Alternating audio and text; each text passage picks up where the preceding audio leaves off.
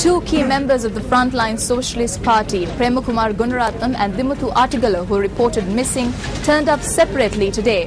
News First has all angles of this story covered on Primetime News tonight. And on sports, a look at some basketball news. Holy Family Convent Bambalapitiya emerged winners of the Colombo District Under-17 Girls Basketball Championships. We have details of all these stories and much more coming up on Primetime News starting right now.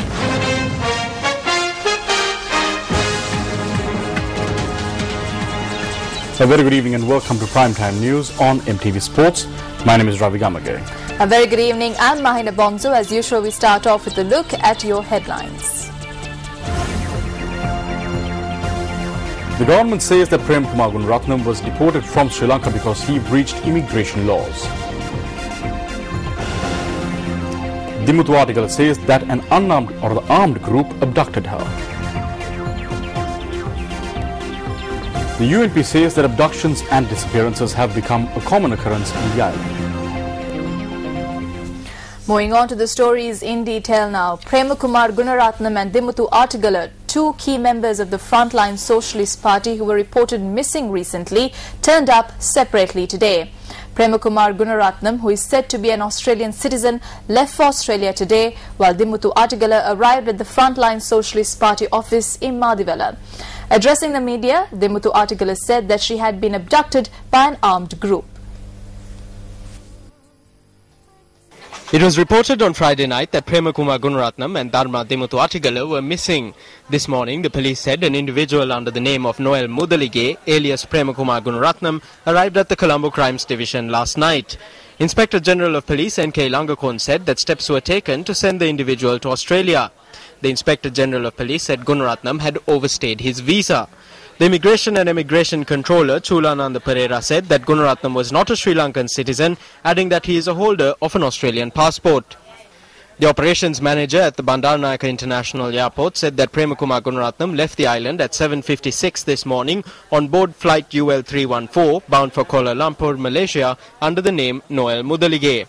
Convening a media briefing today, the Frontline Socialist Party said that the individual known as Noel Mudalige is in fact Premakumar Gunaratnam, who is a member of the Central Committee of the party. In 88 and 89, he fell victim to oppression and fear. Kumar Gunaratnam is a comrade of our party. He came to Sri Lanka under the name Noel Mudalige. That is clear. Noel Mudalige and Kumar Gunaratnam are one and the same person. He is our comrade. Noel Mudalige ekama namin peni hitapu ape saudara. At about 1:30 or 2 a.m. today, the Inspector General of Police called us and said that Kumar Gunaratnam was being detained in Demutogoda by the Colombo Crimes Division. There was no information regarding Dimuthu Attigala. He said that Kumar Gunaratnam was being detained and that he was not arrested, adding that he had turned himself in. After that clarification was made, we said that we needed to meet our comrade and asked that we be given the opportunity to do so. In the meantime, we received information that comrade Kumar Gunaratnam was being taken to the airport in Katunayake. Afterwards, we made inquiries from the Australian High Commission. Officials at the High Commission told us that he had been handed over to them with instructions that he be taken away from the country, adding that seats had been reserved on a flight for this purpose.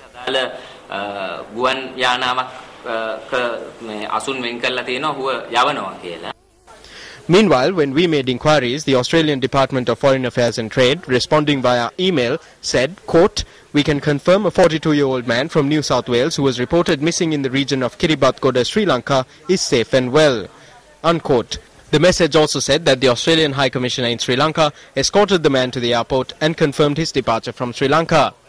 The message also says that Australian authorities have thanked the police and other agencies in Sri Lanka for facilitating the man's departure.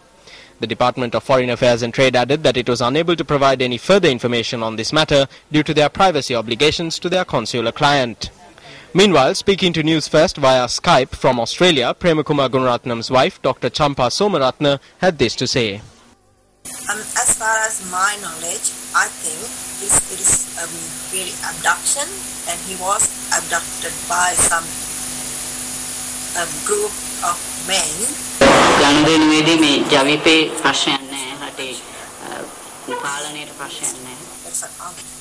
He just left message to my phone, but he didn't call me. But there's a message that indicating that he's safe and he's coming back. Meanwhile, FSP Central Committee member Dimuthu Atigala, who was also reported missing, turned up at the office of the Frontline Socialist Party in Madivela while a media briefing was underway there.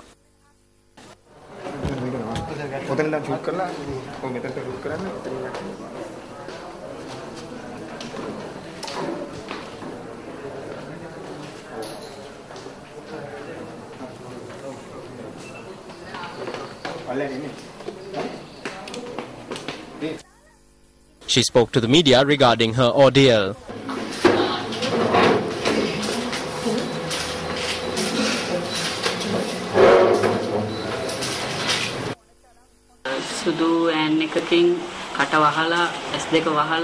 I was blindfolded and gagged and taken into a white van. They began interrogating me from the time I was taken into the van. When I didn't answer at first, I was assaulted.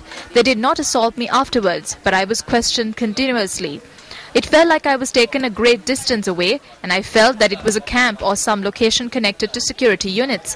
There were weapons in the van. They asked me about the international relations of the Movement for People's Struggle. They asked me what I thought about Lalit and Kugan, who are also missing. Then they asked me about the individual activists of our movement, such as their addressers. They questioned me for 2 hours continuously. Both my hands and legs were cuffed. When I was questioned, Comrade Kumara was also there, and they questioned us in turns.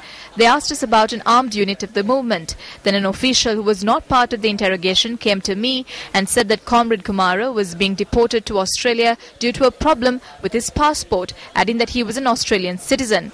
They said that I would be released subsequently. They continuously emphasized that this abduction was not connected to the government or security units, and that if we thought so, we were on the wrong track. They questioned us about our activities in the north. They asked us about Lalit and Kugan and whether they had any connections with the LTTE.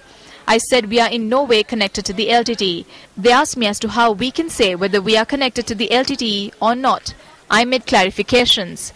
When I was to be released, they said that they believed what we said. They were of the view that we were being funded by the Tamil diaspora. They said I was being released because they felt that this was not the case. In the vehicle in which I was transported, 2 people disembarked mid-journey. From what they were talking about, I felt that those 2 were faithful to the JVP. They said that this is a repayment for what I did to the JVP.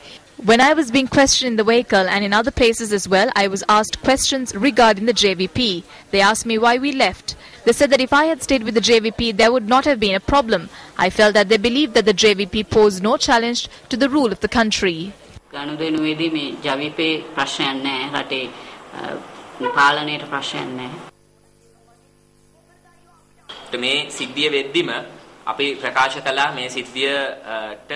When this incident took place, we said that the government and security units are involved and that it is not an isolated incident. The government and security units must be held responsible for this. If comrades Kumar Gunaratnam and Dimuthu Atigala have committed any crime, then there is a procedure to arrest them under the law. A warrant could have been obtained from court. They could have been notified to appear before the police. There is a procedure to arrest individuals. However, the government said they had not been arrested. In spite of this, on the Doramadala program on the independent television network, was the guest, and during the latter half of the program around midnight said that Kumar Gunaratnam was in the custody of the police. Following that statement, our parliamentarian Ajit Kumara made an official inquiry from the IGP. What we have to tell the people is that if anyone wishes to go abroad, to Europe for instance, all you have to do is turn yourselves over to the police in Dematogoda and say that you wish to go to a country. Thereafter, the government will bear the ticket expense.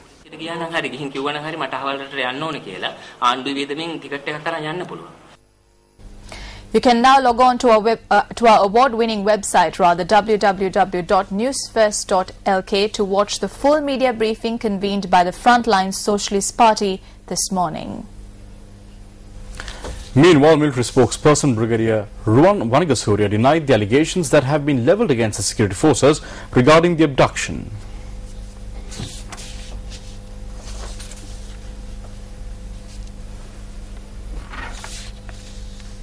Arrested by any member of the security forces or detained at any security force establishment. This is a calculated move to bring disrepute to the government and the security forces. The Ministry of External Affairs says that Prema Kumar Gunaratnam has been deported from Sri Lanka because his stay in this country was in breach of Sri Lanka's immigration laws. The Ministry of External Affairs pointed out that Gunaratnam was staying in this country illegally for more than 5 months. The Ministry of External Affairs has issued a statement to all diplomatic missions, the United Nations and its specialized agencies and other international organizations based in Colombo on the recent media reports with regard to the alleged abduction of Prem Kumar Gunaratnam and Dimuthu Attigala.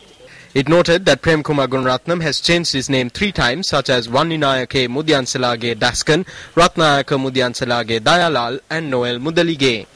The Ministry of External Affairs went on to say that he had used the name Noel Mudalige when he obtained the Australian passport, which he produced on his arrival in Sri Lanka on the 4th of September 2011. The communique noted that there are many features relating to the alleged abduction which throw considerable doubt on the reliability and trustworthiness of the version of the events which have been released to the media. Moreover, it also stated that there are significant discrepancies between the versions of Gunaratnam and Attigala. The communique added that the story of Gunaratnam stands entirely on its own without corroboration in any manner whatsoever. It also noted that while the government is responsive to constructive criticism, it is important that allegations of a volatile nature should be based on facts, properly ascertained and objectively assessed. The communique added that whenever a person chooses to withdraw from the community for personal reasons or with the deliberate intention of causing embarrassment to the government, it is grossly unfair to arrive at the conclusion that there has been an abduction and to point a finger at the state. Meanwhile, at a media briefing held in Colombo today under the auspices of Minister of Economic Development, Basil Rajapaksa, journalists raised questions regarding abductions in the island.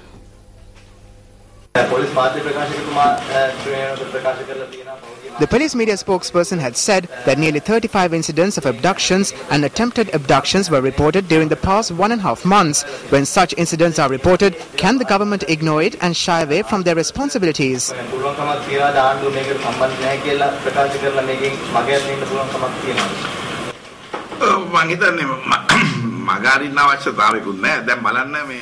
I don't think there is a need to shy away from these charges. For instance, the person in question was not posing under his original name. He was posing under another name. As far as I know, it was by the name of Mudalige. According to what he had said and his statement, he had arrived in Sri Lanka last November. Until yesterday, nobody in the government knew of this officially.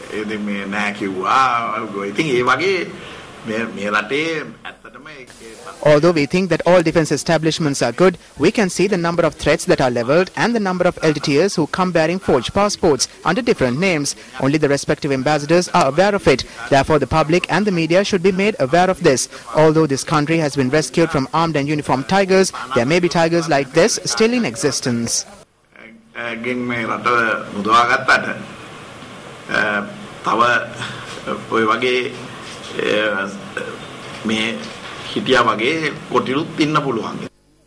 Journalists also inquired about diplomatic relations. The embassies cannot be blamed.